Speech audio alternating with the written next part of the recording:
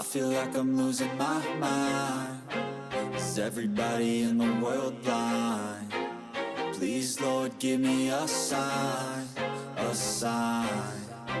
I feel like I'm losing my mind. Is everybody in the world blind? Please, Lord, give me a sign, a sign.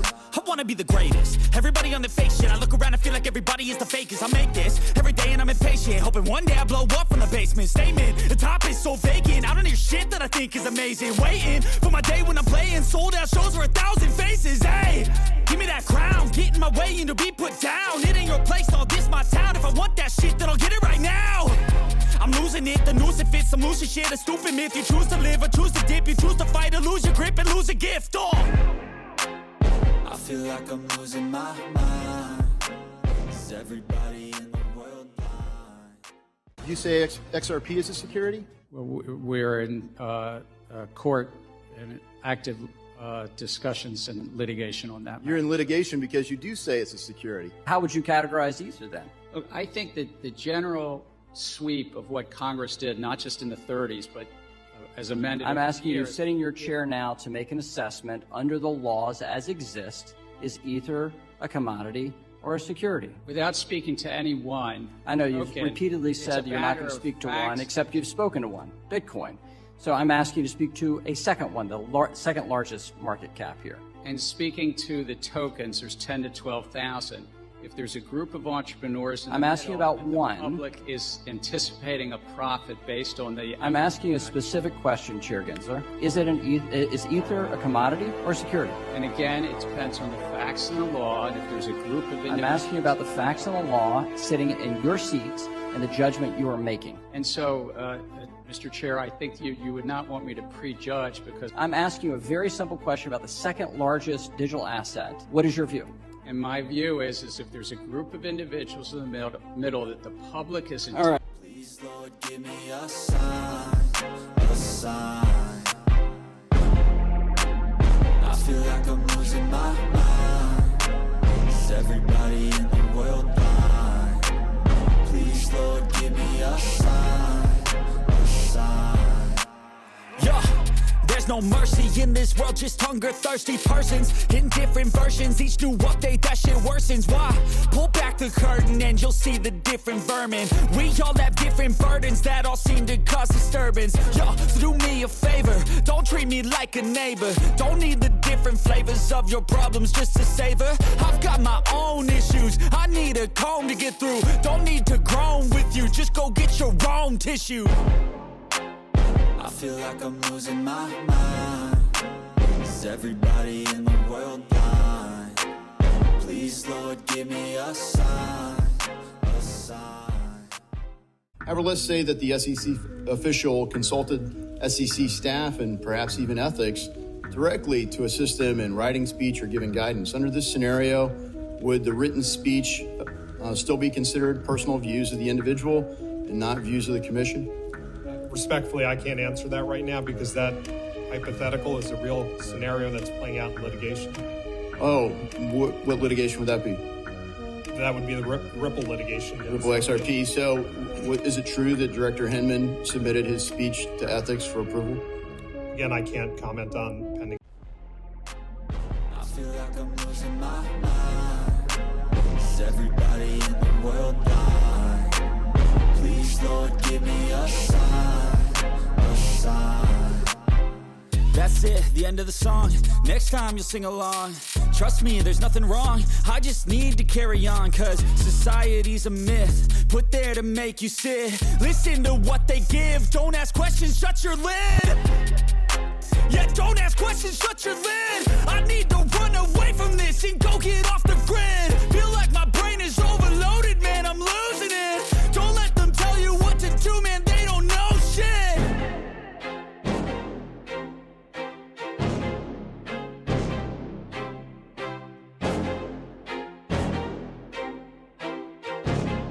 I think what's happening is that we're trying to be ambiguous because the legal precision carries with it real implications. And this is why people have been coming to us and saying we need clarity. Is the token itself a security? Or is it part of an investment contract? Is it being sold together with an investment contract? If it is, what is that investment contract and how long does it track along with the token? By using imprecise language, we've been able to sort of suggest that the token itself is a security apart from that investment contract, which has implications for secondary sales. It has implications for who can list it. And I think this is absolutely, we've fallen down on our duty as a regulator not to be precise. And so tucking into a footnote that, yes, we admit that now actually the token itself is not a security, that's something that we should have admitted long ago and then started wrestling with the difficult questions. Right. So I'm watching CNBC and Gary Gensler's talking. And if you have been watching CNBC before, you'll notice Bitcoin, Ethereum, Litecoin, they never put XRP. And then I noticed they switched Litecoin, they took it out, and they put XRP this time, while Gary Gensler was talking. I just think it's really interesting. I think it's coming. It's just a matter of time. People are not patient enough. Everyone needs to understand great things take time. Ripple has been around for over a decade. Ethereum, Cardano, 7-8 years plus, guys. If you're going to be joining a company in the crypto sector, you better make sure you're in it for a long term, or it's going to really stress you out. Anyway, I thought that was very interesting what CNBC did. The SEC has filed an appeal in the Ripple lawsuit, aiming to overturn a 2023 ruling that secondary sales of Ripple's XRP were not securities. Judge Torres ruled that XRP itself doesn't meet the criteria of the Howey test, meaning it isn't a security. However, early sales to institutional investors were classified as securities. I believe the governments have test run enough crypto. They're ready to make that switch because the United States government almost has no choice. The petrodollar is not what it used to be. And if you don't know what the petrodollar system, you're listening to the wrong podcast. Right? You really better know what the hell that is. I remember. Today's the 52-year anniversary of Richard Nixon taking us off the gold standard. Today, bro. 52 years of... I remember I was a young kid in my 20s. Yeah. And I did my first podcast, my first radio interview in 2006. I went on the top radio show in Cleveland, Ohio, right? And again, I'm a young kid at this point. They didn't know what the petrodollar was. Oh, really? I had to sit here on a radio station as a kid, explain to so-called financial advisors and people who are conspiracy theorists why the price of oil doesn't matter, why debt doesn't matter, as long as the petrodollar system matters. They didn't even understand that part. XRP is setting up for an explosive move coming soon, and this is the technicals telling us that signal, but we line this up with the inevitable conclusion of the SEC versus Ripple lawsuit, and it has me pretty bullish on XRP. Now, for many of you guys who have been with me for a while, this is not a shocker, but if you're new here, XRP is a unique digital asset. It's a better Bitcoin. If you just want the simple answer, it's a better Bitcoin. It's got massive utility. We got legal clarity here in the United States of America, and this is going to set us apart with a competitive advantage this coming bull run. It is finally official and it has been launched. XRP is now listed on the CME Group. Now, for reference, what is the CME Group? Well, they are the world's largest leading derivative marketplace, and one of the major issues that they have is being able to trade in real time. And this is where distributed ledger technology does come into place. As pointed out by Smokes over on X, this is why XRP is being added to the CME Group derivative real-time reference rate. The derivative market is the in-game for values. Ripple and XRP aim to make the entire value chain more efficient with DLT technology, and that includes derivatives. Check out this video by the ISDA, who is also a Ripple partner, as they describe how the derivative market is on the cusp of a technological revolution. The derivatives market is safer and more transparent than ever before. but the infrastructure that supports it is complex, disjointed, and costly to maintain. Managing basic processes throughout the life of the trade is manually intensive. Each firm has developed its own way of describing common events, like trade termination, compression, or the exercise of an option. This increases the potential for inconsistencies between firms. Constantly correcting this is a big drain on resources and is not sustainable. Fortunately, new technologies such as distributed ledger and smart contracts offer the potential for greater automation and efficiency, reducing complexity and costs. But effective automation can only be built on standardization. If each technology uses its own set of representations for trade events, then we'll simply recreate the existing disjointed infrastructure. To realize the full potential of these technologies, we need a common representation of trade events. That's where the ISDA common domain model comes in. ISDA's aim is to create a comprehensive standard digital blueprint for how derivatives are traded and managed right across the life cycle of a trade. The ISDA CDN will enhance consistency across firms and platforms, providing a bedrock of standards upon which new technologies can be applied. The derivatives market is on the cusp of a technology revolution. The ISDA CDN will help realize that potential, bringing real-time value to the over $629 trillion derivative market, and it's upward that it could be over $1 quadrillion. This is why it's so important to know what you hold. Let's go. Breaking news, XRP fans. Dubai's Financial Service Authority has approved Ripple's technology. No, this has not moved the price of XRP at all. But in the long term, this is a big deal. Because now you can use Ripple's technology in United Arab Emirates. It's very clear, just like Brad Garlinghouse says, UAE is positioning themselves to be the #1 crypto hub. So now let's take all this into perspective. It's all about connectivity, okay? Connectivity. This is going to connect the Middle East, Southeast Asia, and Africa. So let's talk about what every single one of you guys want to talk about. Why isn't the price moving at all with all this great news? If it was 2017, this kind of news would take XRP from $63 to $2. So why do you guys think that it's not moving? Good morning, everyone. We got major news that is coming in. We have a former Ripple employee, as you can see down below, stating how the Ripple stablecoin is going to be super beneficial for the XRP ledger and the XRP token, talking about how it's going to provide additional liquidity and will help stop the depegging from the stablecoin's peg to the dollar. He also talked about how this is going to open the door to Forex. Do you understand how much money is in Forex? And we can get the XRP ledger involved, or the stablecoin, which runs on the XRP ledger involved. The price potential of XRP is going to surge through the roof. So much negativity going around about the stablecoin and how Ripple is not going to use XRP anymore. XRP is done. It's dead. This reminds me of the Bitcoin days. Bitcoin died about 92 times, and yet look, it's going to push above 100,000, possibly even all the way to $250,000. This is the exact use case that Ripple needs to provide the additional liquidity into XRP. Stay focused. Pay attention to what's going on out there. Ripple is making this move for a reason. This is a massive move and a massive statement coming from a former Ripple employee. The XRP ledger was not reset today. I'm already seeing a lot of people panicking, having all sorts of concerns. Is this the flip of the switch?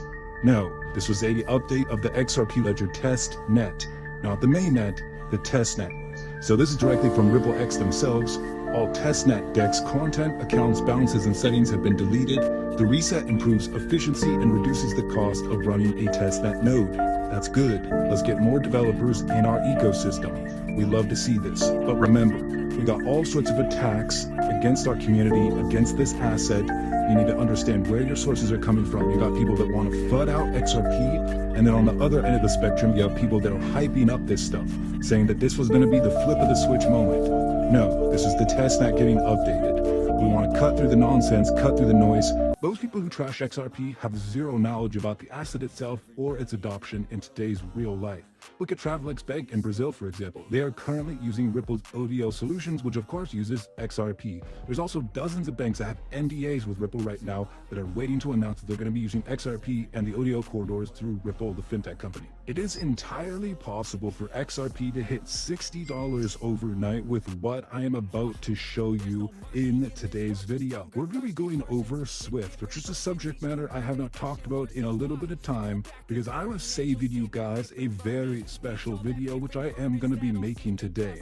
We're going to be talking about the total addressable market in SWIFT and how XRP, in a very conservative estimate, could go a lot higher than many people are predicting. And this is something that will happen a lot sooner than many people are predicting as well. Because very recently, of course, we have learned that SWIFT partners are actually trying to switch over to XRP right now.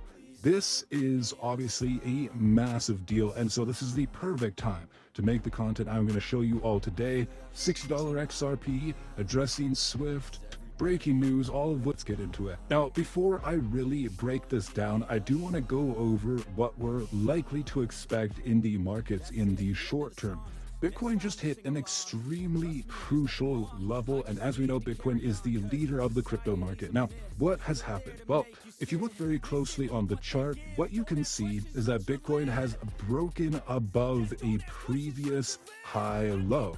Now, what does this essentially mean? Well, for an extended period of time, we saw Bitcoin was hitting lower highs and lower lows as well. You can essentially see it starting right around here after we initially broke out back in March, and then consecutively over the course of the last few months, Bitcoin has been continuously trending downwards more and more.